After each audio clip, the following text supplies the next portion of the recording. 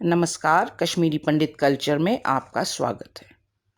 सूर्य को भारत में ही नहीं, विश्व की अनेक सभ्यताओं ने देवता माना है, क्योंकि सूर्य के कारण ही इस पृथ्वी पर जीवन है और इस जीवन में प्रकाश।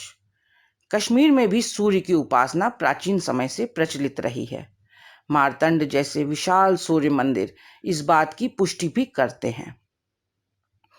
हिंदू धर्म में प्रत्येक देवी देवता की पूजा किसी निश्चित दिन पर ही करी जाती है। इसी तरह कश्मीर में सूर्य की पूजा के लिए आषाढ़ शुक्ल पक्ष सप्तमी का दिन निर्धारित किया गया है। कश्मीरी में हम इस तिथि को हार सतम कहते हैं।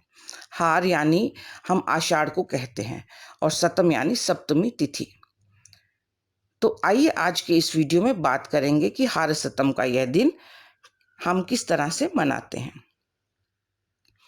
विष्णु धर्मोत्तर पुराण में सूर्य की पूजा के लिए धरती पर रंगों का एक मंडल बनाने का विधान है।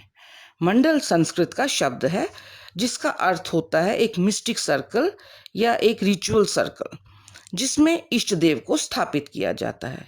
इसीलिए कश्मीरी पंडित भी सूर्य उपासना करने के लिए अपने घर में आषाढ़ शुक्ल पक्ष सप्तमी को एक मंडल यानी रंगोली जैसा बनाते हैं, जिसे हार मंडल कहा जाता है, यानी आषाढ़ मास में बनाया गया मंडल।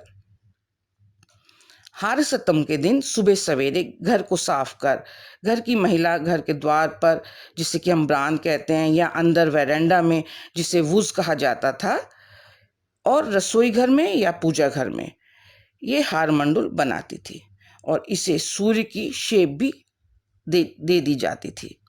कुछ विद्वानों का मानना यह भी है कि हार मंडल सूर्य मंत्र को रिप्रेजेंट करता है। सूर्य मंत्र है ओम साम सीम सद सूर्याय नमः। आजकल हम अपनी सुविधा से इसे कहीं भी बना लेते हैं, अधिकतर किचन में या पूजा घर में। इस दिन घर में खीर और तहरी भी बनाई जाती है, जिसे हम एक प्लेट में रखकर इस हार मंडल पर रख देते हैं। साथ में पानी का एक गिलास भी रखा जाता है। यह हमारी ओर से सूर्य भगवान को नैवेद्य का अर्पण है। इसे एक टोकरी से ढककर रख दिया जाता है। बाकी की खीर और तहारी घर में सभी प्रसाद के रूप में खाते हैं। शाम को हार मंडल पर रखा ये नैवेद्य और पानी हम किसी पेड़ के नीचे डाल देते हैं और इस तरह हम सूर्य देव को हमें जीवन देने के लिए धन्यवाद करते हैं। जैसे दीपावली पर रंगोली बनाकर लक्ष्मी जी का स्वागत करते हैं, उसी तरह हार सतम पर भी अपने घरों में हार मंडल बनाकर सूर्य देव का आभार प्रकट करते हैं। प्रकृति का महत्व समझाने के लिए हमारे पूर्वजों ने ये त्योहार बनाए थे। जब हम कश्मीर में रहते थे तो वहाँ हमारे घरों में हार मंडल अवश्य बनाया जाता था। कश्मीर से अलग होने के बाद धीरे धीरे हमारे कुछ रीति रिवाज और त्योहार छूटते जा रहे हैं। इसी में हार मंडल बनाना भी आने लगा है।